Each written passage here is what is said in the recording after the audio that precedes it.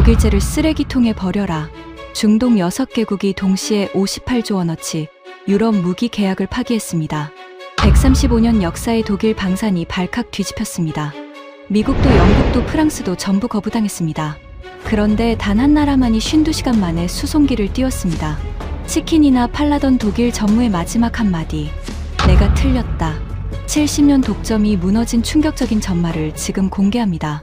시작하기 전 구독과 좋아요, 그리고 대한민국 파이팅 댓글로 한국을 응원해주세요.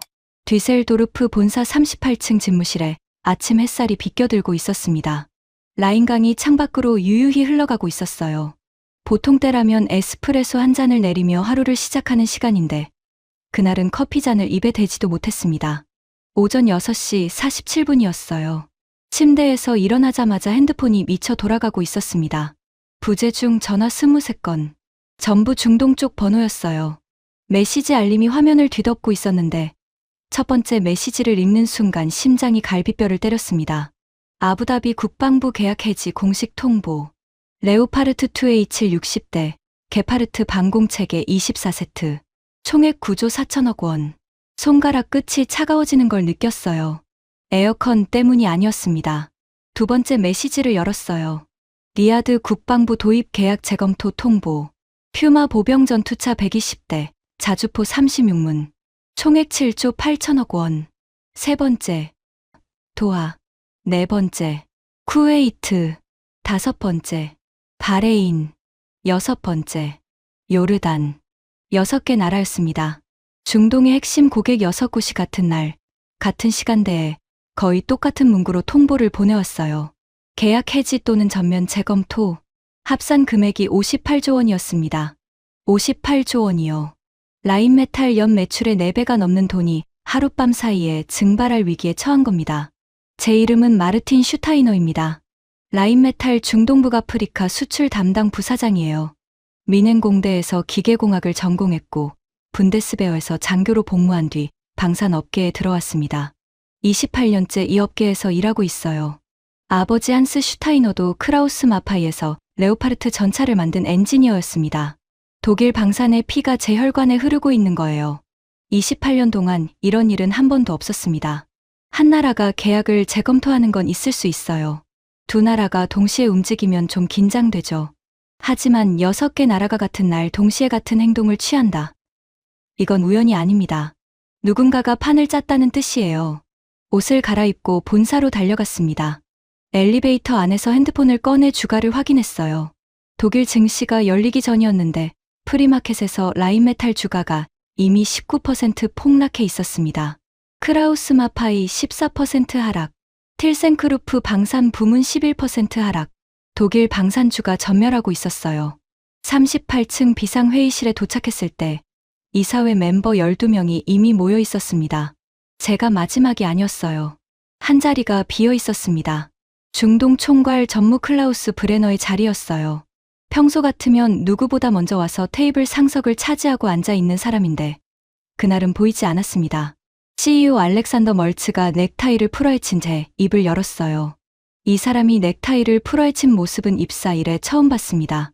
전원 확인했겠지만 오늘 새벽 중동 6개국에서 동시에 통보가 왔습니다. 클라우스는 어디 있습니까? 아무도 대답하지 못했어요. 잠시 뒤 비서실에서 연락이 왔습니다. 브레너 전무가 아부다비에서 돌아오는 비행기에 타고 있다고요. 그날 밤 현지에서 뭔가가 터진 거였습니다. 멀츠 CEO가 대형 스크린을 켰어요. 화면에 뜬 숫자들이 PP처럼 붉었습니다. 계약 해지 및 재검토 총액 58조 원. 영향 범위 향후 10년 매출의 42%. 그 숫자를 올려다보는 12개의 얼굴에 핏기가 빠져나가고 있었어요. 하지만 여러분, 진짜 공포는 그 숫자가 아니었습니다. 스크린 아래쪽에 한 줄이 더 있었어요. 작은 글씨로 쓰여 있었는데 그 한 줄이 이 회의실에 앉은 모든 사람의 숨통을 조였습니다. 6개국 공통대체 발주처. 대한민국. 대한민국이라고요? 한국. 삼성텔레비전이나 만드는 그 나라가 우리 독일의 레오파르트 전차를 대체한다고요? 저는 그 한 줄을 3번 읽었습니다. 눈을 비비고 다시 봤어요. 글자가 바뀌지 않았습니다. 대한민국. 그 석자가 스크린에서 내려와서 제 이마 한가운데를 때리는 것 같았어요. 그런데 여러분, 이 이야기를 제대로 이해하시려면 시간을 조금 되돌려야 합니다. 이 폭락의 아침이 오기까지 우리 유럽 방산 업계가 중동에서 무슨 짓을 해왔는지를 먼저 아셔야 해요. 솔직하게 말씀드리겠습니다. 부끄럽지만 숨기지 않겠어요. 중동 무기 시장은 연간 120조 원 규모입니다. 세계에서 가장 큰 무기 시장이에요. 그리고 이 시장을 70년 동안 지배해온 건 딱 세 나라였습니다. 미국, 영국, 그리고 우리 독일이에요. 프랑스도 끼어들긴 했지만 주요는 이 셋이었습니다. 70년이면 얼마나 긴 시간이냐? 한국전쟁이 끝나고 한국이 폐허에서 일어서기 시작한 때부터 지금까지예요. 그 세월 동안 중동 왕실들은 우리한테 무기를 사왔습니다. 아버지가 사고, 아들이 사고, 손자가 사는 겁니다. 3대가 같은 가게에서 장을 본 거예요. 왜 그랬느냐? 선택지가 없었으니까요. 냉전 시대에는 미국 아니면 소련이었고, 소련이 무너진 뒤에는 서방 무기밖에 남지 않았습니다. 러시아제는 품질이 불안했고, 중국제는 신뢰가 안 갔어요. 그러니까 미국, 영국, 독일, 프랑스, 이 네 곳에서만 골라야 했습니다. 동네의 식당이 네 곳뿐인데 사장들이 전부 친구인 거예요. 가격을 짜고, 납기를 짜고, 서비스를 짰습니다. 이걸 업계에서는 뭐라고 불렀는지 아십니까? 나토 프리미엄이라고 했어요. 듣기 좋게 포장한 이름이지만 본질은 간단합니다. 바가지예요. 같은 물건을 유럽군에 납품하는 가격보다 중동에 파는 가격이 2배에서 3배까지 비쌌습니다. 레오파르트 2A7 전차를 예로 들어볼게요. 독일 연방군에 납품하는 가격이 대당 120억 원이에요. 같은 전차를 사우디에 팔 때는 대당 180억 원을 받았습니다. 1.5배예요. 거기에 기술 지원비, 운용 교육비, 예비 부품 패키지를 별도로 얹으면 총액이 대당 240억 원까지 올라갑니다. 같은 물건이에요. 같은 공장에서 같은 사람이 조립한 전차인데 사는 사람이 아랍인이라는 이유로 2배를 내는 겁니다. 그게 가능했던 이유는 하나예요. 살 곳이 없으니까. 편의점이 하나뿐인 사막 한가운데서 생수 한 병에 10,000원을 불러도 사는 거랑 같습니다. 목이 마르면 가격을 따질 수 없잖아요. 그리고 이 구조의 한복판에 클라우스 브레너라는 사람이 있었습니다. 클라우스 브레너, 63세, 라인메탈 중동 총괄 전무, 미넨 출신이에요. 이 사람이 중동에서 무기를 판 세월이 35년입니다. 저보다 7년 선배예요. 키가 190cm가 넘고 은발을 뒤로 빗어 넘기고 맞춤 양복의 손목에는 파텍 필립 시계를 차고 다닙니다. 걸을 때 구두 뒤꿈치가 대리석 바닥을 두드리는 소리가 복도 끝에서부터 들려요. 그 구두 소리만 들으면 비서들이 자세를 고쳐 앉을 정도였습니다. 이 사람의 별명이 뭔지 아세요? 사막의 상인이에요. 본인이 직접 붙인 별명입니다. 명함 뒤에 새겨놓았어요. 어디 가서 자랑스럽게 꺼내밀었습니다. 클라우스가 중동에서 어떻게 장사를 했는지 하나만 말씀드릴게요.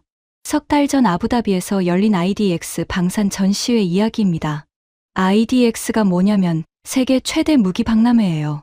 이틀 동안 중동 전역의 국방장관, 군수 내부, 왕실 인사들이 모이는 자리입니다. 계약 규모가 보통 20조에서 30조 원 사이예요. 라인메탈 부스는 메인 전시관 정중앙에 있었습니다. 면적이 800제곱미터, 축구장 10분의 1 크기예요. 레오파르트 2A7 실물 전차가 부스 한가운데 올라가 있었고 게파르트 방공체계 모형이 옆에 나란히 서 있었습니다. 독일 국기가 천장에서 내려와 있었고 조명이 전차의 강철 표면을 번쩍이게 비추고 있었어요. 클라우스가 그 부스에서 아랍 고객들을 맞이하는 모습을 저는 2m 뒤에서 지켜봤습니다. UAE 육군 조달국장 하마드 알자비가 가격 문제를 꺼냈어요. 조심스럽게요. 아랍 문화에서 손님이 직접 가격을 깎는 건 체면이 상하는 일이거든요. 그런데 그만큼 부담이 된다는 뜻이에요. 슈타이너 전무님, 레오파르트 단가가 작년 대비 15% 올랐는데 조정 여지가 있을까요? 클라우스가 어떻게 했는지 아세요? 샴페인 잔을 한 모금 마시고 입꼬리를 살짝 올리며 이렇게 말했습니다. 하마드, 레오파르트가 비싼 게 아닙니다. 당신네 사막이 전차에 가혹한 거예요. 사막 적응 패키지만 6천억 원인데 이건 깎을 수 있는 성격이 아닙니다. 싫으면 러시아 전차를 사세요. 이게 협상입니까? 이건 통보예요. 싫으면 꺼지라는 겁니다. 하마드의 턱선이 미세하게 굳었습니다. 하지만 아무 말도 하지 못했어요. 갈 곳이 없으니까. 러시아 전차를 사면 미국이 가만 안 놔두고 중국 전차는 품질이 불안했으니까요. 클라우스는 그런 표정을 즐겼어요. 상대가 아무 말도 못하고 입을 다무는 그 순간을 즐겼습니다. 권력의 맛이라고 생각했겠죠. 35년간 그랬으니까요. 중동 고객이 가격에 불만을 표시하면 클라우스가 쓰는 말이 있었습니다. 당신네 사막 밑에 석유가 얼마나 묻혀 있는지 나도 알고 있어요. 돈 걱정은 하지 마세요. 이 말을 듣고 웃는 아랍 고객은 한 명도 없었어요. 하지만 계약서에는 사인했습니다. 매번요. 70년 동안요. 돈을 내고 모욕을 사는 거래였습니다.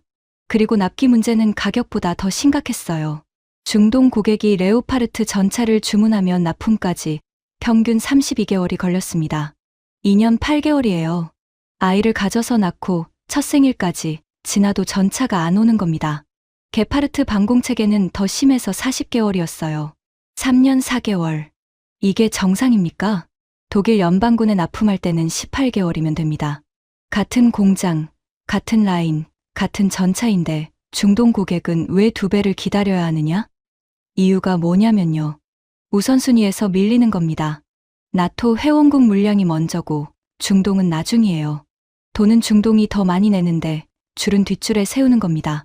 VIP석 요금을 내고 일반석에 앉히는 거예요. 그런데도 70년간 이 구조가 유지된 이유는 단 하나였습니다.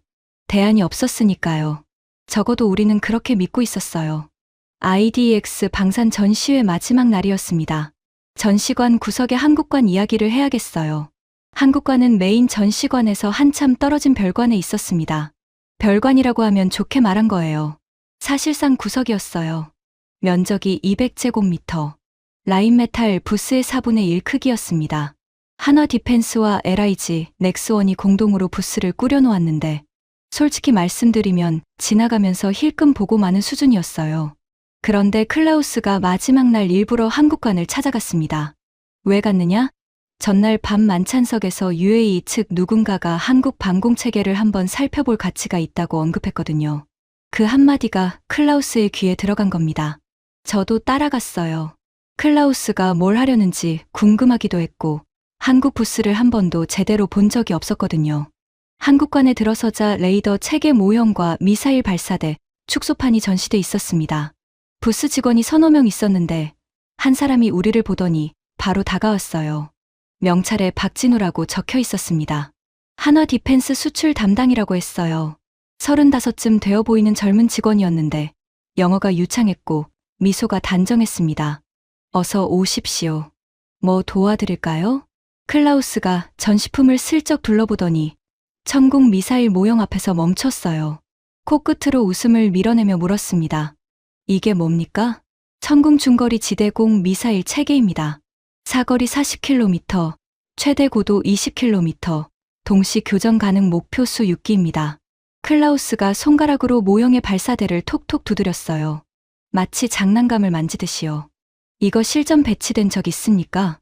한국군에서 운용 중입니다. 중동 지역 수출 실적도 있습니다. 클라우스가 저를 돌아봤어요. 눈빛이 빤히 보였습니다. 저한테 보여주려는 거예요. 이게 얼마나 우습냐는 걸. 마르틴, 이것 좀 봐. 모형 좀 봐. 귀엽지 않아? 그리고 다시 박진우를 향해 고개를 돌렸습니다. 젊은 친구, 솔직히 물어보겠소. 한국이 무기를 만든 지 몇 년이나 됐습니까? 박진우의 미소가 미세하게 경직됐지만 곧 돌아왔어요. 한국 방산의 역사는 50년이 넘습니다. 클라우스가 손사래를 쳤어요. 50년. 우리 라인메탈은 135년이요. 독일이 전차를 만들 때 한국은 아직 전쟁 복구를 하고 있었소. 솔직히 말하면 치킨이나 잘 팔아야 하는 나라 아니오? 미사일은 왜 만드는 건지 모르겠군. 제 옆에서 웃음이 새어나왔습니다. 같이 따라온 영업팀 직원 2명이 입을 가리고 웃었어요. 저도 솔직히 속으로 웃었습니다. 한국이 미사일을 만든다는 게 우습게 들렸거든요. 그때는요. 박진우가 아래십수를 깨물었습니다. 1초쯤 뒤에 다시 입을 열었어요. 목소리가 달라지지 않았습니다. 흔들리지 않았어요. 저희 제품에 관심이 있으시면 상세 브로슈어를 드릴 수 있습니다. 실전 데이터도 함께요. 클라우스가 손바닥을 내저었어요. 파리를 쫓는 동작이었습니다. 됐소. 브로슈어는 텔레비전 카탈로그면 충분하오. 등을 돌렸습니다. 한국관을 나서면서 클라우스가 제 어깨에 손을 얹고 말했어요. 마르틴, 저런 것들은 신경 쓸 필요가 없어. 방사는 혈통이 있는 거야. 135년의 혈통을 50년짜리 신생업체가 어떻게 넘보겠어. 저는 고개를 끄덕였습니다. 맞는 말이라고 생각했어요. 그런데 여러분, 그 한국관에서 우리가 등을 돌리고 나온 바로 그 시간에 같은 전시장, 반대편 VIP 미팅룸에서는 전혀 다른 일이 벌어지고 있었습니다. 우리가 몰랐어요. 아무도 몰랐습니다. UAE 국방부 차관이 한화 디펜스 대표단과 비공개 면담을 하고 있었던 겁니다. 30분짜리 면담이었어요. 그 30분 동안 오간 내용이 뭐였느냐? 이후에 알게 됐는데 이런 대화가 오갔다고 합니다. UAE 측이 물었어요. 긴급 상황에서 납품 가능한 최단 기간이 얼마입니까? 한화 측이 답했습니다. 한국 정부 승인이 떨어지면 72시간 이내에 수송기를 띄울 수 있습니다. 72시간이요? 3일. 그렇습니다. 자국군 물량을 조정해서라도 우선 공급하겠습니다. 그 자리에서 UAE 차관의 표정이 어떠했는지는 알 수 없어요. 하지만 결과는 분명했습니다. 그 VIP 미팅룸에서 나온 뒤 UAE는 내부적으로 방산 다변화 프로젝트를 가동했다고 합니다. 코드명이 뭐였냐면요. 이스턴 쉴드. 동쪽의 방패. 동쪽이 어디겠습니까? 대한민국이에요. 그걸 우리가 알았느냐? 전혀요. 코빼기도 몰랐습니다. 다만 한 가지 조짐은 있었어요.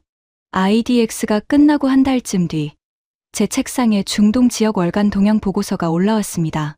보고서 마지막 페이지 구석에 한 줄이 적혀 있었어요. UAE 국방부 내부 조직 개편 감지. 한국 방산 도입 검토 태스크포스 구성 가능성. 저는 그 한 줄을 읽고 코웃음을 쳤습니다. 내부 검토야 늘 하는 거니까요. 미국 것도 검토하고 프랑스 것도 검토하고 터키 것도 검토해요. 검토는 쇼핑이지 구매가 아닙니다. 진열장을 구경하는 거지 지갑을 여는 게 아니에요.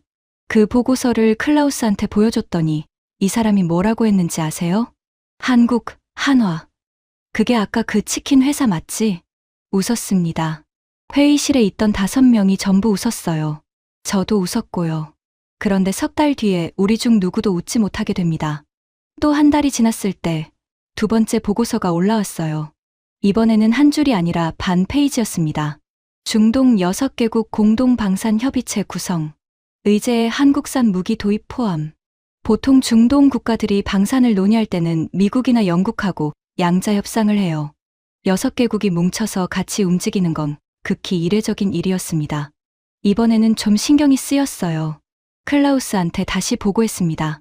브레너 전무, 이건 좀 주시할 필요가 있을 것 같은데요.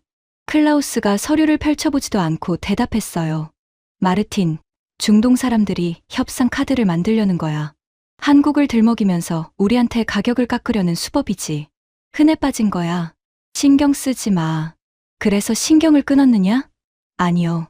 저는 좀 더 파보기로 했습니다. 개인적으로 중동 주재 독일 무관들에게 연락을 돌렸어요. 5곳에 연락을 넣었는데 4곳에서 비슷한 정보가 돌아왔습니다. UAE가 한국과 비밀리에 합동훈련을 추진하고 있다는 거였어요. 합동훈련이요. 이건 검토가 아닙니다. 실행 단계에 들어갔다는 뜻이에요. 겉으로는 기술 교류 프로그램이라고 포장했지만 실체는 한국 무기의 사막 환경 적합성 시험이었습니다. 클라우스한테 3번째로 보고했어요. 이번에는 제 목소리에 긴장이 묻어 있었습니다. 전무님, UAE가 한국과 합동훈련을 추진하고 있다는 정보가 있습니다.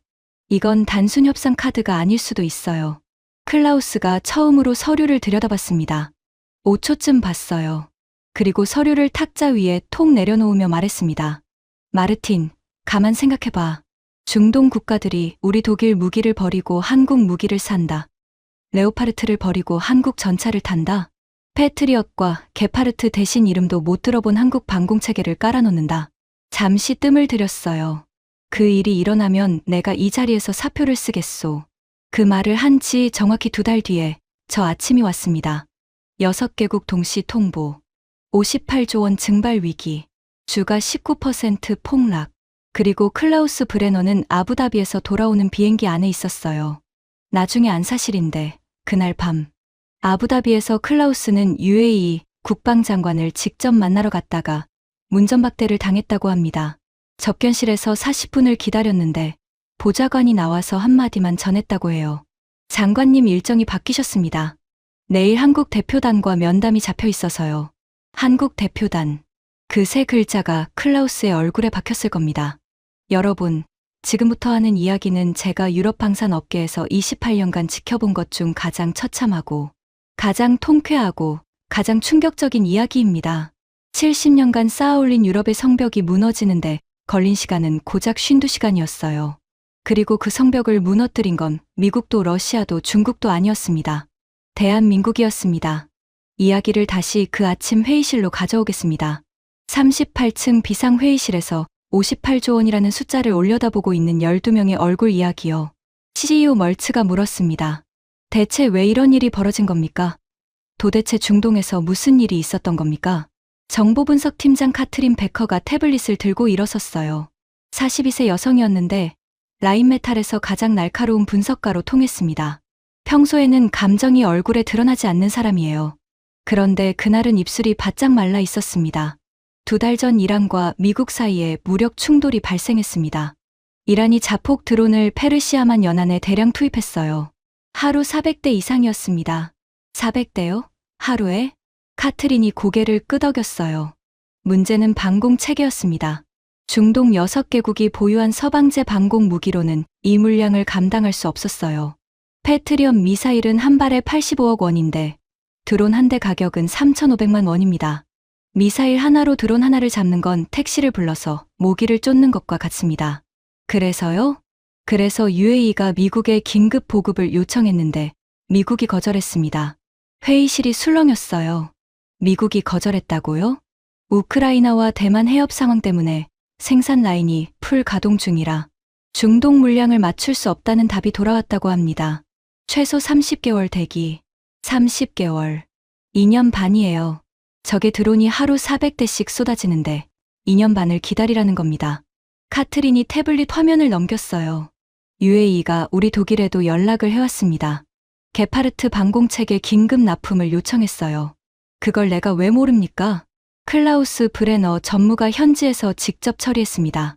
답변은 32개월 소요였습니다. 멀츠 CEO의 눈이 가늘어졌어요. 32개월? 네. 독일 연방군 물량이 우선이고 우크라이나 지원 물량이 그 다음이고 중동은 세 번째 순위라고 통보했다고 합니다. 저는 의자에 등을 기대며 천장을 올려다봤습니다. 32개월. 우리가 32개월이라고 한 거예요. 하늘에서 폭탄이 비처럼 쏟아지는데 2년 8개월을 기다리라고 한 겁니다. 미국이 30개월, 독일이 32개월, 프랑스도 비슷하게 답했겠죠. 영국은 18개월이라고 했다는데 그것도 50보백보예요. 그런데요. 카트린의 목소리가 한 톤 낮아졌어요. 한국은 52시간 만에 수송기를 띄웠습니다. 회의실이 얼어붙었습니다. 에어컨 소리만 웅웅거렸어요. 뭐라고요? 52시간입니다. UAE가 한국에 긴급 요청을 넣은 지 52시간 만에 한국 공군 수송기가 아부다비 알다프라 공군기지에 착륙했습니다. 천국 유도탄 38발과 기술팀 14명이 실려 있었습니다. 저는 계산을 해봤어요. 32개월은 약 23,000시간입니다. 52시간은 52시간이고요. 440배 차이예요. 우리가 서류를 접수하고 검토 회의를 열고 예산 승인을 받고 생산 일정을 잡는 동안 한국은 이미 미사일을 실은 비행기가 사막 위에 바퀴를 내리고 있었던 겁니다. 그것만이 아니었어요. 카트린이 말을 이었습니다. 한국은 계약금이 완납되지 않은 상태에서 자국군 배치분을 떼어서 보냈습니다. 잠깐, 자국군 것을 떼어냈다고요? 그렇습니다. 한국군이 훈련에 쓰던 물량을 뜯어서 UAE에 우선 공급한 겁니다. 한국 국방부가 직접 승인했다고 합니다. 회의실에 묘한 침묵이 흘렀어요. 누군가가 물컵을 탁자에 내려놓았는데 그 소리가 유난히 크게 울렸습니다. 자기 군대 것을 뜯어서 보내준다. 돈도 다 못 받은 상태에서. 이건 우리가 이해할 수 있는 비즈니스가 아니었어요. 우리는 돈을 먼저 받고 순서를 정하고 우선순위를 매기고 그 뒤에야 납품합니다. 그게 규칙이에요. 135년 동안 그렇게 해왔으니까요. 그런데 한국은 그 규칙을 무시하고 사람부터 살린 겁니다. 멀츠 CEO가 자리에서 일어났어요. 창가로 걸어가서 라인강을 내려다봤습니다. 등을 보이고 선체로 물었어요. 카트린, 그래서 그 한국 미사일이 실전에서 어떤 성적을 냈습니까? 카트린이 태블릿에서 다음 슬라이드를 띄우기 전에 잠시 멈췄어요. 숨을 한번 들이쉬었습니다. 이 부분이 가장 핵심입니다. Chapter 5 97%의 철퇴. 카트린이 대형 스크린에 데이터를 띄웠습니다. 한국 천궁 미사일이 도착한 지 5일째 되던 새벽, 이란이 전력을 쏟아부었어요. 탄도 미사일 8발과 자폭 드론 150대를 동시에 날렸습니다. 복합 공격이었습니다. 복합 공격이 뭐냐면요. 드론 떼를 먼저 풀어서 방공망의 시선을 빨아들인 다음 그 틈을 타서 진짜 미사일을 때리는 전술이에요. 낚시로 치면 미끼를 뿌려놓고 물고기가 입을 벌리는 순간 작사를 꽂는 겁니다. 천궁 체계가 탄도 미사일 8발을 전담했습니다. 결과는요. 카트린이 화면을 가리켰어요. 숫자 하나가 크게 떠 있었습니다. 천궁 실전 요격률 97%. 회의실 어딘가에서 의자가 삐걱거리는 소리가 났어요. 누군가가 상체를 앞으로 쏠았다는 뜻이에요. 8발 중 8발 전탄 격추입니다.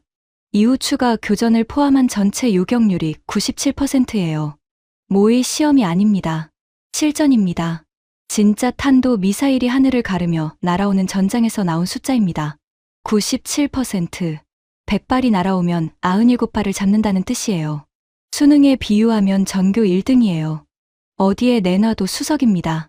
그런데 진짜 충격은 그 다음이었어요. 카트린이 화면을 넘기자 숫자 2개가 나란히 떴습니다. 비교 데이터를 보시겠습니다.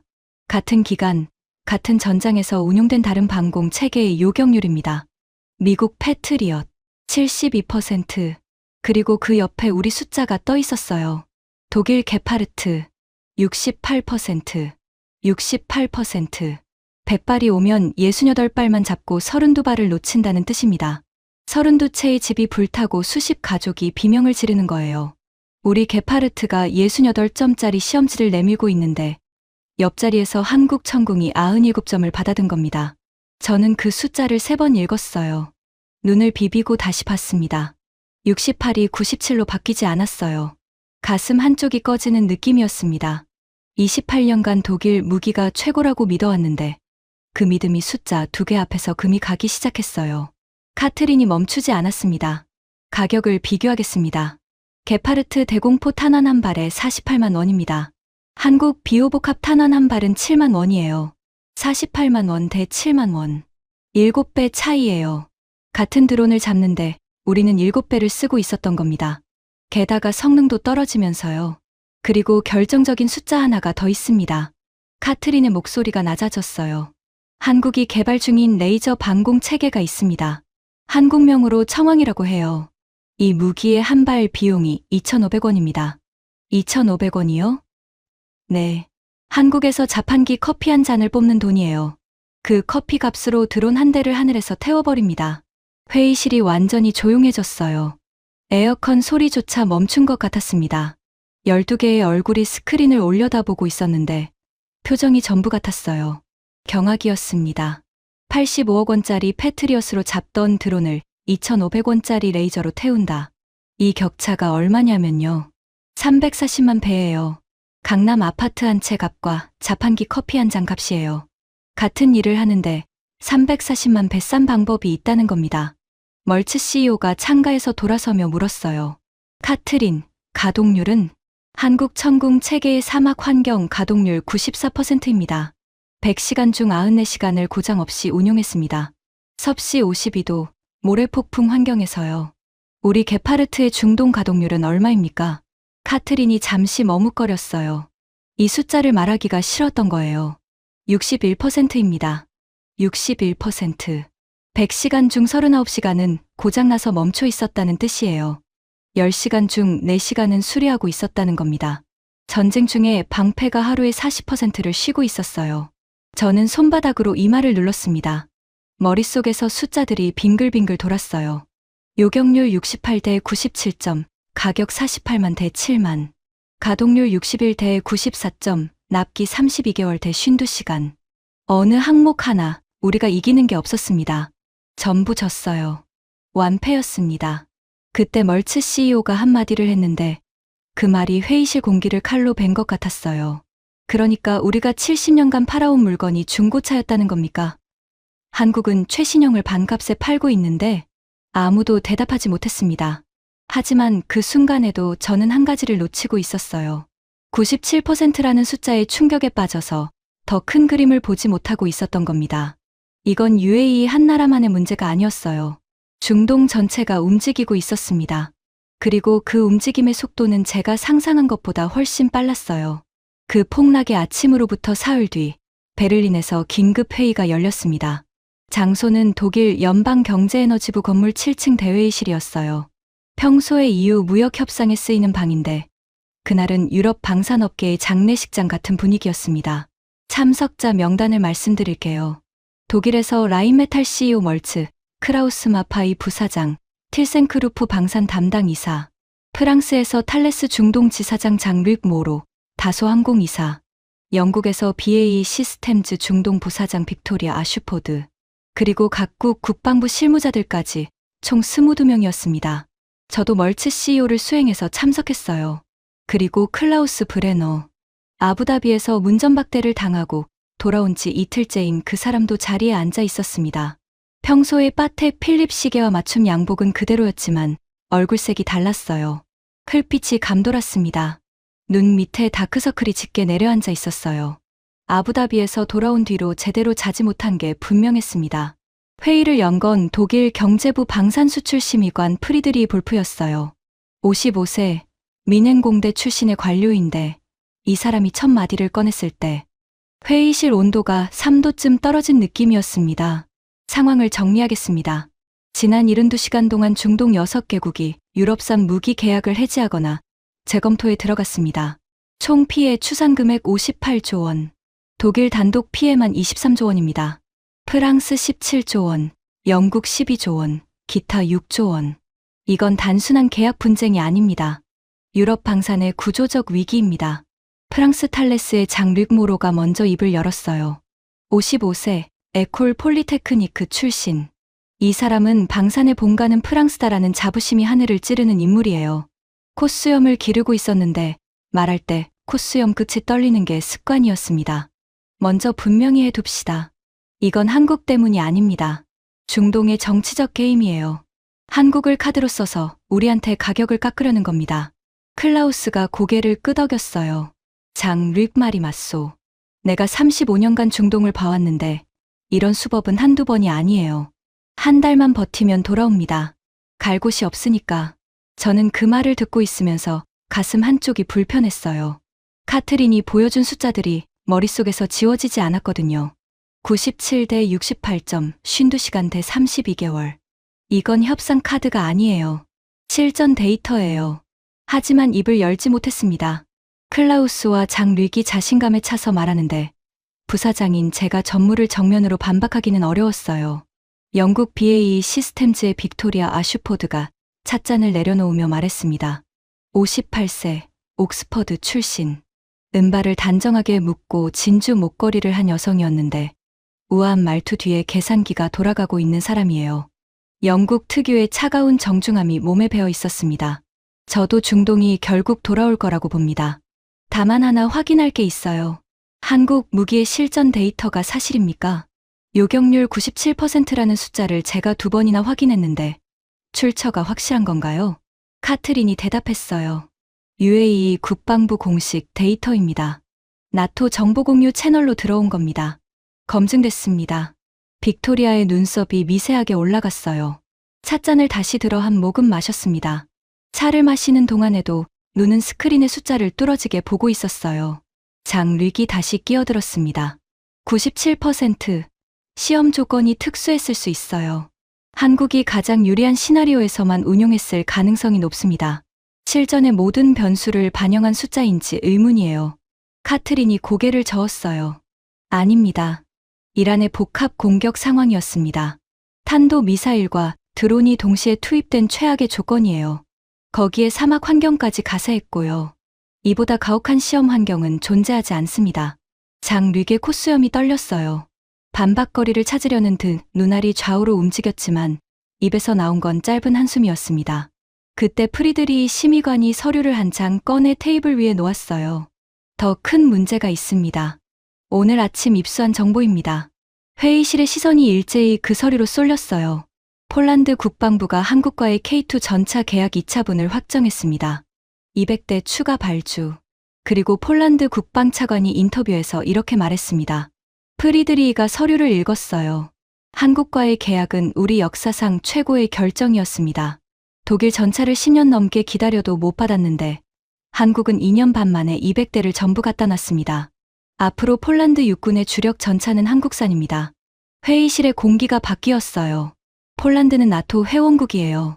유럽 한복판에 있는 나라입니다. 중동이 한국으로 갈아탄 건 그래도 먼 곳의 이야기라고 자위할 수 있었어요. 하지만 나토 동맹국인 폴란드까지 한국 전차를 주력으로 쓰겠다고 선언한 건 다른 차원의 충격이었습니다. 클라우스의 표정이 처음으로 변했어요. 아까까지의 자신감이 사라지고 입술이 일자로 굳었습니다. 폴란드 거는 예외적인 상황이었습니다. 우크라이나 사태 때문에 급하게 결정한 거예요. 프리드리히가 서류를 한 장 더 꺼냈어요. 노르웨이도 한국산 K9 자주포와 천무 다연장 로켓을 도입했습니다. 에스토니아도 K9을 들여놓았고요. 호주는 한화 디펜스와 보병 전투차 사업을 진행 중입니다. 한 장 더요. 그리고 어제 사우디 왕세자실에서 한국 대통령실로 직접 한라인이 연결됐다는 정보가 있습니다. 의제는 방산 포괄 협력이에요. 사우디까지요?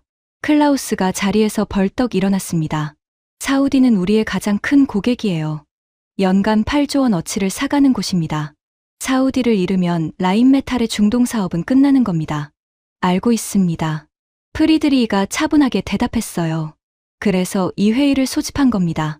회의실에 다시 침묵이 내려앉았습니다. 22개의 얼굴이 서로를 바라봤어요. 70년간 당연하다고 여겨왔던 것이 무너지는 소리가 들리는 것 같았습니다. 천장의 형광등이 우문거리는 소리가 유난히 크게 들렸어요. 그때 클라우스가 입을 열었습니다. 이 사람이 꺼낸 카드가 상황을 더 악화시킬 줄은 그 자리에 있던 누구도 예상하지 못했어요. 클라우스가 양복 안주머니에서 접힌 서류를 꺼냈어요. 미리 준비해 온 겁니다.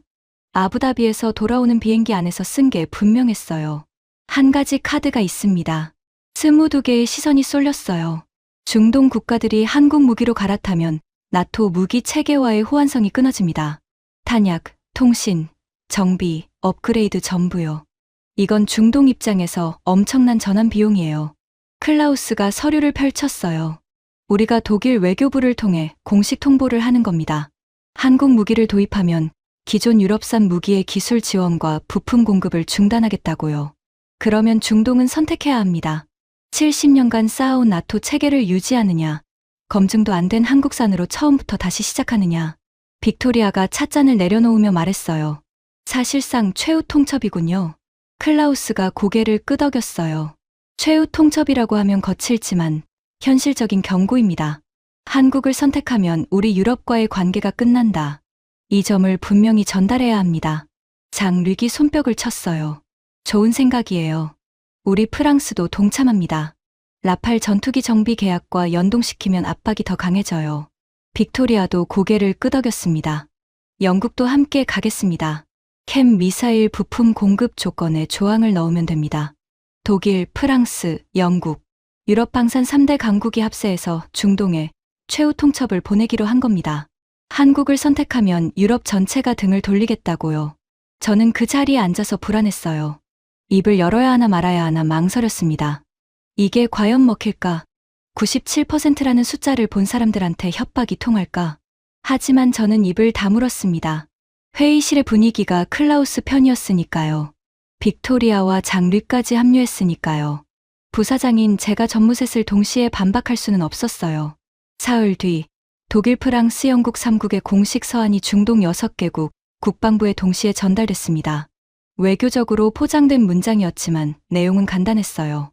한국 무기를 도입하면 기존 유럽산 장비의 기술 지원을 재검토하겠다. 재검토라고 썼지만 뜻은 끊겠다는 거예요. 결과가 어떻게 됐을 것 같으세요? 서한이 전달되고 정확히 36시간 뒤에 첫 번째 답신이 돌아왔습니다. UAE 국방장관 명의였어요. 기한 내에 답변 드립니다. 귀국의 서한을 검토했습니다. 아랍에미리트는 나토 회원국이 아닙니다. 나토 호환성은 의무가 아니라 선택입니다. 또한 아랍에미리트는 무기 구매에 있어 어떠한 외부 압력도 수용하지 않습니다. 추가 논의가 필요하시면 우리 측 일정이 허락하는 범위 내에서 면담을 검토하겠습니다. 외교적 언어로 포장돼 있지만 번역하면 이겁니다. 너희가 뭔데 우리한테 이래라 저래라 하느냐. 꺼져라. 스문의 시간 뒤에 사우디 답신이 왔어요. 어조가 더 날카로웠습니다. 사우디아라비아 왕국은 국방 주권에 관한 어떠한 외부 간섭도 용납하지 않습니다. 유럽과의 기존 계약은 귀국 측의 납품 이행 여부에 따라 재평가될 것입니다. 이건 더 노골적이에요. 우리한테 납품이나 제대로 하라는 겁니다. 32개월씩 기다리게 해놓고 무슨 협박이냐는 거죠. 카타르, 쿠웨이트, 바레인, 요르단. 하루 간격으로 비슷한 답신이 줄줄이 돌아왔습니다. 톤은 조금씩 달랐지만 내용은 하나였어요. 협박 안 먹힌다. 그런데 진짜 뒤통수는 따로 있었어요. 우리의 최후 통첩이 전달된 지 일주일 뒤, 제 핸드폰에 뉴스 알림이 떴습니다. UAE 국방부 발표. 한국 한화 디펜스와 방공체계 대규모 도입 계약 체결. 천궁 24세트, 비오 복합 36세트, 천무 다연장 로켓 48문. 총액 14조 원. 손이 떨렸어요. 핸드폰을 잡고 있는 손가락 마디가 하얘졌습니다. 14조 원이요. 우리가 잃어버린 9조 4천억 원보다 더 큰 금액을 한국이 가져간 겁니다. 단순히 기존 계약을 대체한 게 아니에요. 추가 발주까지 한꺼번에 한국에 몰아준 겁니다. 우리가 협박을 하니까 오히려 한국한테 더 많이 준 거예요. 뒷골목에서 주먹을 흔들었더니 상대가 경찰을 부른 격이에요. 그 경찰이 한국이었던 겁니다. 클라우스한테 전화를 걸었어요. 전무님, UAE가 한국하고 14조 원짜리 계약을 체결했습니다. 수화기 너머로 3초간 아무 소리도 들리지 않았어요. 그리고 클라우스의 목소리가 들렸는데 처음으로 자신감이 빠져 있었습니다. 나머지 나라들은 어떻습니까? 제가 확인한 바로는 사우디도 한국과 협의를 시작했습니다. 카타르는 이미 의향서에 서명했다는 정보도 있고요. 전화 저편에서 무언가가 탁자에 놓이는 소리가 들렸어요. 물컵을 내려놓는 소리인지 주먹으로 탁자를 치는 소리인지는 모르겠습니다. 그 뒤로 도미노가 시작됐어요. 사우디가 한국과 K2 전차 도입 협의에 들어갔다는 뉴스가 떴습니다. 이틀 뒤 카타르가 천궁 도입 의향서를 체결했어요. 나흘 뒤 쿠웨이트, 일주일 뒤 바레인과 요르단. 한 달 만에 중동 6개국이 전부 한국 쪽으로 돌아섰습니다. 58조 원이 증발한 게 아니에요. 58조 원이 대한민국으로 건너간 겁니다. 우리 금고에서 빠져나간 돈이 한국 금고에 들어간 거예요. 그리고 이 도미노의 마지막 한 방이 남아 있었습니다. 우리의 자존심을 완전히 부숴버린 한마디요. 그 한마디는 중동에서도 유럽에서도 아닌 전혀 예상 못한 곳에서 날아왔어요. 중동 6개국이 한국으로 돌아선 지 3주쯤 됐을 때였습니다. 프리드리 심의관이 긴급 회의를 다시 소집했어요. 이번에는 베를린이 아니라 화상회의였습니다. 화면에 참석자들의 얼굴이 뜨는데 분위기가 3주 전과 완전히 달랐어요. 3주 전에는 그래도 자신감이 있었습니다. 중동이 결국 돌아올 거라는 믿음이 있었어요. 하지만 14조 원 계약 뉴스가 터지고 사우디까지 움직이기 시작하면서 그 믿음이 산산조각 났습니다. 클라우스의 얼굴이 화면에 떴는데 3주 만에 5년은 늙어 보였어요. 눈 밑 다크서클이 턱까지 내려와 있었고 은발이 헝클어져 있었습니다. 파텍 필립 시계가 평소보다 느슨하게 감겨 있었어요. 손목이 말랐다는 뜻이에요. 빅토리아도 평소의 차가운 정중함이 사라져 있었습니다. 입술이 바짝 말라 있었고 진주 목걸이를 만지작거리는 손끝이 미세하게 떨리고 있었어요. 장릭은 아예 카메라를 꺼놓았습니다. 목소리만 들렸는데 평소의 자신감이 온데간데 없었어요. 프리드리히가 입을 열었습니다. 새로운 정보가 있습니다. 이건 아직 공개되지 않은 건데 내일 국제안보학술지에 실릴 예정입니다. 화면에 문서 하나가 공유됐어요. 표지에 이스라엘 국방군 마크가 찍혀 있었습니다. 이스라엘 텔아비브 국방연구소 아비카츠 수석연구원의 분석 보고서입니다. 이스라엘이 어떤 나라인지는 다들 아시죠? 아이언돔을 운용하는 나라예요. 방공 기술에 관해서는 지구상에서 가장 많이 실전을 치른 나라입니다. 프리드리히가 보고서의 핵심 문단을 읽었어요. 한국의 천궁과 비오복합을 조합하면 중고도와 저고도를 동시에 차단하는 이중 방공망이 완성된다. 가격 대비 효율성은 현존하는 모든 방공 체계를 능가하며 솔직히 말하면 우리 이스라엘의 아이언돔 체계보다 경제적 효율이 뛰어나다. 한국 방사는 더 이상 가성비 좋은 대안이 아니다. 새로운 기준이다. 새로운 기준. 이 세 글자가 화상회의 화면 위에서 핵폭탄처럼 터졌어요. 이스라엘이 인정한 겁니다. 방공 분야에서 세계 최고 실전 경험을 가진 나라가 한국 무기를 새로운 기준이라고 말한 겁니다. 우리 게파르트를 새 기준이라고 한 게 아니에요. 미국 패트리엇을 새 기준이라고 한 게 아니에요. 한국이요. 빅토리아가 입을 열었어요. 목소리가 갈라져 있었습니다. 이스라엘이 공식적으로 이걸 발표한다는 건가요? 내일 학술지에 실립니다. 화상회의 화면에서 클라우스의 표정을 봤어요. 사막의 상인이라고 자칭하던 그 사람의 입꼬리가 아래로 처져 있었습니다. 파텍 필립 시계를 찬 손이 무릎 위에서 주먹을 쥐고 있었어요. 장르의 목소리가 스피커에서 흘러나왔습니다. 카메라는 여전히 꺼져 있었어요. 이건 끝입니다. 이스라엘까지 한국 편을 들면 우리가 할 수 있는 게 없어요. 처음으로 장르기 현실을 인정한 거예요. 방산의 본가는 프랑스다라고 큰 소리치던 그 사람이 카메라도 켜지 못한 채 항복 선언을 한 겁니다. 빅토리아가 찻잔을 멀리 밀어냈어요. 차를 마실 여유가 없다는 뜻이었습니다. 현실을 직시합시다. 이대로 가면 5년 안에 유럽 방산의 중동 점유율은 반토막납니다. 10년이면 한국이 우리 자리를 차지해요. 프리드리히가 고개를 끄덕였어요.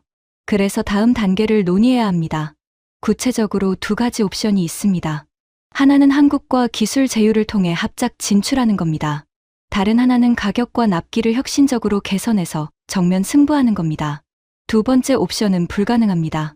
클라우스가 처음으로 솔직한 말을 했어요. 32개월을 52시간으로 줄이는 건 우리 구조에서는 물리적으로 불가능합니다. 독일 연방의회 승인 절차만 해도 6개월이 걸립니다. 그러면 첫 번째 옵션밖에 없잖아요. 빅토리아가 말했습니다. 한국과 손을 잡아야 한다는 겁니다. 우리가 한국에 가야 해요. 한국에 간다고요? 클라우스의 목소리가 높아졌어요.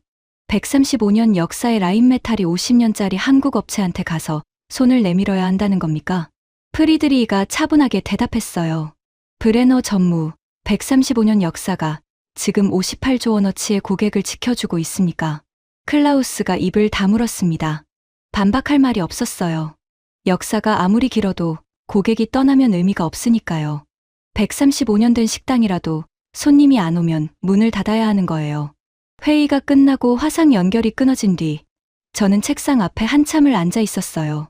뒤셀도르프 본사 창밖으로 라인강이 흘러가고 있었습니다. 강물은 늘 같은 방향으로 흘러요.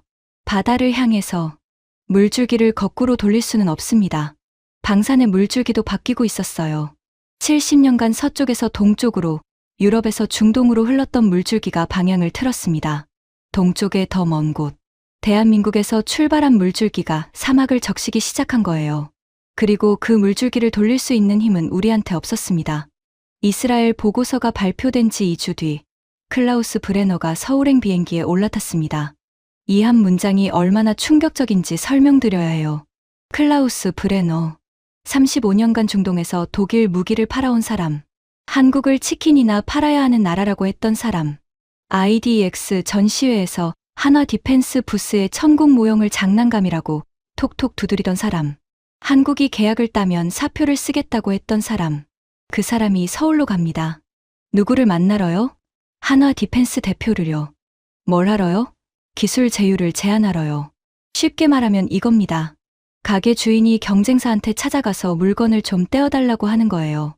135년 된 노포가 50년 된 신생 가게에 납품을 부탁하러 가는 겁니다. 저도 수행원으로 동행했어요.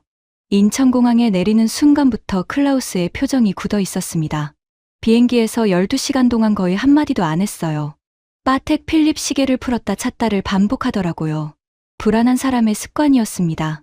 서울 시내로 들어가는 차 안에서 창밖을 봤어요.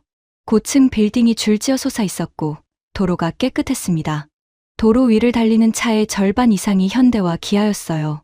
버스 정류장마다 전자 안내판이 실시간으로 돌아가고 있었고 지하철역 입구에서 사람들이 스마트폰을 들여다보며 빠르게 오가고 있었습니다. 클라우스가 처음으로 입을 열었어요. 깨끗하군. 그 한마디였습니다. 하지만 저는 그 두 글자에 담긴 의미를 읽었어요. 이 사람은 한국을 후진국이라고 생각하고 온 겁니다. 치킨이나 파는 나라라고 생각했는데 공항부터 도심까지 자기 나라 뒤셀도르프보다 깔끔한 거예요. 첫 번째 편견이 깨지는 소리가 들렸습니다. 한화 디펜스 본사에 도착했어요. 회의실에 안내받았는데 우리를 맞이한 건 한화 측 부사장과 수출본부장, 그리고 기술팀장이었습니다. 세 사람이었어요. 22명이 모였던 베를린 회의와는 대조적이었습니다. 한화 측 부사장이 악수를 건네며 말했어요. 먼 길 오셨습니다. 편하게 말씀해 주십시오. 클라우스가 자리에 앉았습니다. 보통 때 같으면 상석을 차지하고 다리를 꼬는 사람인데 그날은 권유받은 자리에 조용히 앉았어요. 다리도 꼬지 않았습니다.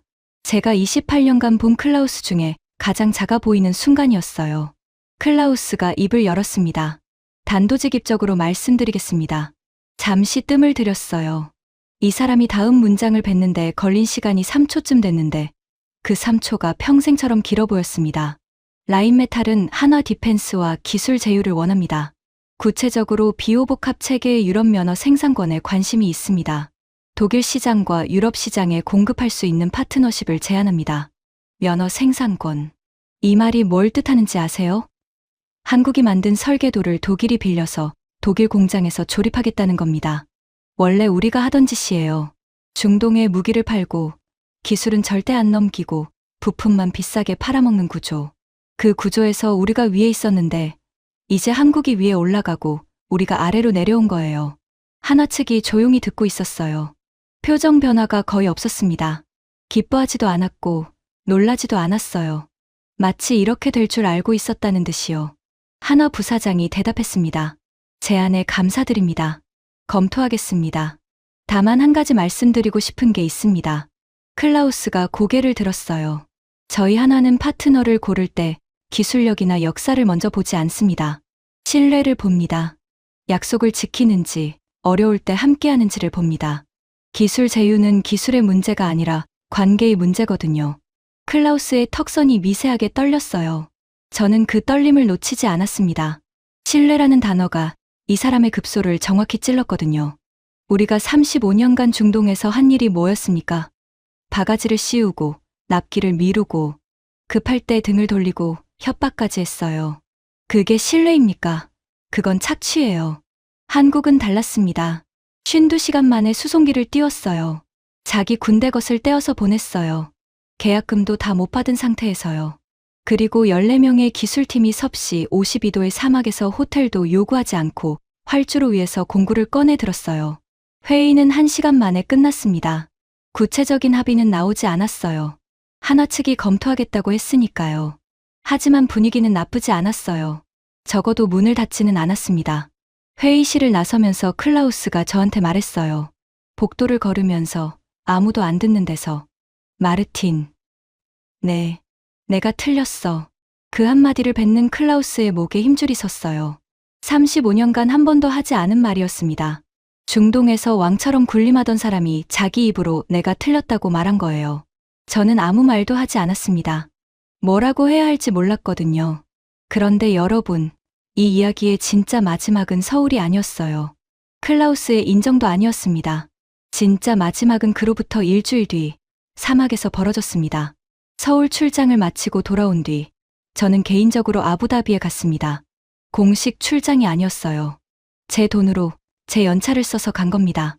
왜 갔느냐? 한국 무기가 실제로 사막에서 어떻게 운용되는지 직접 보고 싶었어요. 숫자로만 보던 97%의 실체를 두 눈으로 확인하고 싶었습니다. UAE 측 지인을 통해 알다프라 공군기지 방문을 허가받았어요. 기지에 도착한 건 오후 3시쯤이었는데 바깥 기온이 섭씨 51도였습니다. 차에서 내리는 순간 얼굴에 뜨거운 수건을 들이대는 것 같았어요. 숨을 쉬면 뜨거운 공기가 폐를 데우는 게 느껴졌습니다. 기지 경납고에 한국 기술팀이 있었어요. 비호복합 체계의 운용 교육이 진행 중이었습니다. UAE 병사 20명쯤이 장갑차 주변에 둘러앉아 있었고 한국 군인 한 명이 장비를 분해하며 설명하고 있었어요. 그 한국 군인이 눈에 들어왔습니다. 명찰에 강서준이라고 적혀 있었어요. 대위 계급장을 달고 있었는데 30 초반으로 보였습니다. 작은 체구의 살같이 햇볕에 검게 그을려 있었어요. 군복에 소금꽃이 피어나 있었습니다. 땀이 마르면서 생긴 하얀 자국이에요. 강대위가 비호복합의 레이더 모듈을 분해하고 있었는데 움직임에 군더더기가 없었어요. 부품 하나를 빼면 바닥에 깔린 천 위에 정확한 순서대로 놓았습니다. 그리고 UAE 병사들한테 설명하는데 아랍어 인사를 건넸어요. 아살라무 알레이쿰. 발음이 어색했습니다. 혀가 꼬이는 게 그대로 들렸어요. 그런데 UAE 병사들이 웃었습니다. 비웃는 게 아니었어요. 저 사람이 여기 오기 전에 아랍어를 연습했구나 하는 따뜻한 웃음이었습니다. 저는 경납고 그늘에 서서 한참을 지켜봤어요. 그 광경이 익숙하면서도 완전히 달랐거든요. 우리 독일 기술진이 중동에 올 때를 떠올렸습니다. 5성급 호텔 스위트를 요구했어요. 공항에 벤츠 세대를 보내달라고 했고, 미팅은 반드시 에어컨이 나오는 VIP 라운지에서 하자고 했습니다. 한 번은 기지까지 나와 달라고 했더니 헬기를 준비해 주지 않으면 이동이 곤란하다는 회신이 돌아온 적도 있었어요. 한국 기술팀은 텐트도 없이 섭씨 51도의 맨 햇빛 아래에서 UAE 병사들과 같은 먼지를 뒤집어 쓰고 있었습니다. 불평 한마디 없이요. 물 한 병 달라는 말도 없었어요. 교육이 끝나고 석양이 내려올 무렵 경납고 앞 시멘트 벤치에 앉아 있는데 강대위가 물병 하나를 들고 옆에 와서 앉았습니다. 제가 독일에서 왔다는 걸 기지 관계자한테 들었나 봐요. 라인메탈에서 오셨다고 들었습니다. 네, 개인적으로 왔어요. 강대위가 물병 뚜껑을 돌리며 사막 너머를 바라봤어요. 해가 모래 속으로 가라앉고 있었습니다. 하늘이 주황색에서 붉은색으로, 붉은색에서 보라색으로 물들어 가고 있었어요. 제가 먼저 물었습니다. 한 가지 묻고 싶은 게 있습니다. 한국은 왜 자기 군대 물량을 떼어서까지 여기에 보낸 겁니까? 계약금도 다 안 들어온 상태였잖아요. 강대위가 잠시 말이 없었어요. 물병을 돌리다가 멈추더니 주머니에서 접힌 종이 한 장을 꺼냈습니다. 출발 전에 대대장님이 부대원 전원한테 이걸 나눠주셨어요. 종이를 펼쳤습니다. 손으로 쓴 글씨였어요. 대대장이 직접 쓴 편지였습니다. 강대위가 천천히 읽었어요. 지금 저 나라 사람들 머리 위로 미사일이 떨어지고 있다. 우리가 보내지 않으면 사람이 죽는다. 우리는 다음 달에 새로 받으면 된다. 하지만 저 사람들한테는 오늘이 없으면 내일도 없다. 군인이 무기를 들고 서는 이유는 누군가를 죽이기 위해서가 아니라 누군가를 살리기 위해서다. 저는 아무 말도 할 수 없었어요. 목이 메었습니다. 사막의 건조한 바람이 눈가를 스쳤는데 그건 바람 탓이 아니었어요. 강대위가 편지를 접어서 다시 주머니에 넣었습니다. 석양이 그의 얼굴 반쪽을 붉게 물들이고 있었어요. 슈타이너 부사장님, 저희 한국은 전쟁을 겪은 나라예요. 70년 전에 나라가 통째로 잿더미가 됐습니다. 그때 다른 나라들이 왔어요. 미국이 왔고 터키가 왔고 에티오피아에서도 왔습니다. 총을 빌려주고 밥을 나눠주고 피를 섞었어요. 저희 할아버지 세대가 그렇게 도움을 받았습니다. 강대위가 사막 너머 수평선을 바라봤어요. 그래서 저희는 압니다. 급할 때 손 내밀어 주는 게 뭔지요. 물건을 돈 받고 파는 건 아무나 해요. 장사니까요. 급할 때 자기 것을 뜯어서 보내주는 건 아무나 못합니다. 그건 장사가 아니거든요. 저는 벤치에서 일어나지 못했습니다. 다리에 힘이 빠져 있었어요. 28년간 방산업계에서 일하면서 무기를 물건으로만 봤습니다. 이윤율과 납기와 시장 점유율의 대상으로만 봤어요. 돈이 되느냐 안 되느냐. 그게 전부였습니다. 한국은 달랐어요. 이 사람들한테 무기는 물건이 아니었습니다. 누군가를 살리는 도구였어요. 그리고 그 도구를 필요로 하는 사람이 있으면 자기 것을 뜯어서라도 보내주는 거였습니다. 그때 아버지 생각이 났어요. 한스 슈타이너. 크라우스 마파이에서 40년간 레오파르트 전차를 만든 엔지니어. 아버지가 은퇴하시기 전에 하신 말씀이 있었습니다. 마르틴, 우리가 만드는 건 전차가 아니라 방패다. 누군가의 가족을 지키는 방패야. 그걸 잊으면 우리는 그냥 철판을 자르는 공장이 되는 거다. 아버지 말씀을 잊고 있었어요. 우리는 방패를 만드는 사람이었는데 언제부터인가 방패를 파는 장사꾼이 돼버렸습니다. 방패가 필요한 사람한테 32개월을 기다리라 하고 더 비싸게 사라 하고 다른 데서 사면 부품을 끊겠다고 협박하는 장사꾼이요. 한국은 방패를 만드는 사람이 그대로였어요. 방패가 필요한 곳에 방패를 보내는 사람. 그게 장사가 되든 안 되든 돈이 되든 안 되든 사람을 먼저 살리는 사람들. 그제야 알겠더라고요. 왜 중동이 한국을 선택했는지. 97%라는 숫자 때문만이 아니었어요. 52시간이라는 속도 때문만이 아니었어요. 7만 원이라는 가격 때문만이 아니었어요. 진심이었어요. 한국의 진심. 급할 때 내 것을 뜯어서 보내줄 수 있는 마음. 그 마음을 사막이 알아본 겁니다. 석양이 모래 너머로 완전히 가라앉았어요. 사막에 별이 떴습니다. 한국에서 온 젊은 군인과 독일에서 온 나이든 무기상이 나란히 벤치에 앉아서 같은 하늘을 올려다봤어요. 제가 먼저 손을 내밀었습니다. 대위, 고맙습니다. 강대위가 제 손을 잡았어요. 사막 햇볕에 그을리고 장비 기름이 송금에 낀 손이었습니다. 하지만 악수의 힘은 단단했어요. 뒤셀도르프로 돌아오는 비행기 안에서 생각했습니다. 석 달 전을 떠올렸어요. 클라우스가 IDX에서 한국관의 천국 모형을 톡톡 두드리며 장난감이라고 했던 그날, 치킨이나 팔아야 하는 나라라고 했던 그날, 그 장난감이 97%를 찍었습니다. 그 치킨 나라가 중동 6개국의 하늘을 지키고 있습니다. 135년 된 독일 방산이 50년 된 한국 방산 앞에 고개를 숙였습니다. 70년간 쌓아올린 유럽의 독점이 52시간 만에 무너졌습니다. 그리고 한 달 뒤 UAE 국왕이 공식 석상에서 한마디를 했습니다. 이 한마디가 전 세계 방산업계를 뒤흔들었어요. 아랍에미리트는 제2의 한국을 만들 것입니다. 한국이 보여준 것은 무기의 성능이 아닙니다. 국가의 진심입니다. 미국은 장사꾼이었습니다. 유럽도 장사꾼이었습니다. 한국만이 형제였습니다. 우리는 형제의 손을 잡겠습니다.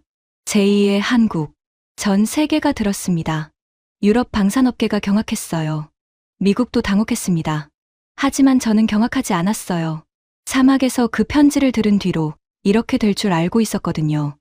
여러분, 이 이야기를 듣고 계신 대한민국 국민 여러분께 독일 사람으로서 한마디만 드리겠습니다. 부끄럽습니다. 우리는 70년간 무기를 팔면서 무기가 뭘 위해 존재하는지를 잊었어요. 사람을 지키기 위해 존재한다는 걸 잊었습니다. 돈이 되느냐만 물었지, 사람이 사느냐는 묻지 않았어요. 여러분의 나라는 달랐습니다. 여러분의 세금으로 만들어진 무기가 지구 반대편 사막에서 누군가의 아이들을 지키고 있어요. 여러분의 군인들이 섭씨 51도의 열사막에서 호텔 한 번 요구하지 않고 아랍어 인사를 연습해 가며 이 나라 병사들과 어깨를 나란히 하고 있습니다. 289억 원짜리 첫 도면에서 시작된 방패가 있다고 들었습니다. 14년간 연구실에서 컵라면을 먹으며 깎고 조립한 사람들이 있다고요. 새벽같이 공장에 출근하셨던 아버지, 아이들 밥상 차려놓고 첫 버스를 타셨던 어머니, 그분들이 허리띠 졸라매고 내신 세금이 그 방패가 됐다고요. 그 방패가 70년간 세계를 지배한 유럽의 독점을 무너뜨렸습니다. 숫자 3개가 모든 걸 뒤엎었어요. 요격률 97%, 한 발에 7만 원, 수송기 도착까지 52시간. 하지만 숫자보다 더 강한 게 있었어요. 한국이라는 나라의 진심. 급할 때 내 것을 뜯어서라도 보내줄 수 있는 그 마음. 그 마음이 사막을 적셨습니다. 코웃음 치던 영국 컨설턴트가 결국 인정했고 35년 경력의 독일 전무가 내가 틀렸다고 말했고 자존심 하늘을 찌르던 프랑스 지사장이 카메라도 켜지 못한 채 항복했습니다. 135년 역사의 라인메탈이 서울에 가서 고개를 숙였어요. 치킨이나 팔라던 나라 앞에서요. 대한민국, 정말 대단한 나라입니다. 지금까지 독일 방산업계 28년 차가 직접 겪은 충격적인 이야기였습니다. 가슴이 뜨거워지셨다면 대한민국 네 글자만 댓글로 남겨주세요. 묵묵히 이 나라의 방패를 만들어 온 사람들의 이름이 널리 알려질 수 있도록 공유 부탁드립니다. 구독과 좋아요도 부탁드립니다. 지금까지 감동 새벽이었습니다. 감사합니다.